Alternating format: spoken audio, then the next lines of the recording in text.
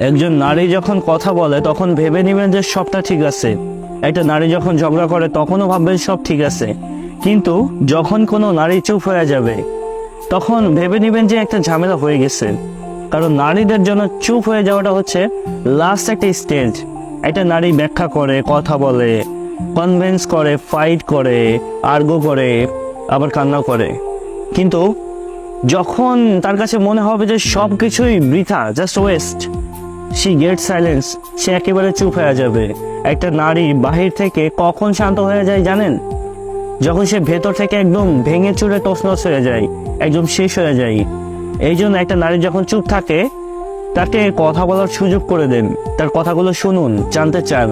কারণ একজন নারীর চুপ থাকা যদি বেশি সময় ধরে চলে তাহলে ভেবে নেবেন যে আপনি আপনার শখের নারীকে হারিয়ে ফেলেছেন। আমার এই কথাগুলো না মনোযোগ সহকারে শুনবেন। একটা নারীর নীরবতাকে কখনোই না হালকাভাবে নেবেন না। কারণ যেই নারী যত বেশি ভালোবাসতে পারে সেই নারী না তত বেশি ভালোবাসার মানুষটাকে ছাড়াও থাকতে পারে।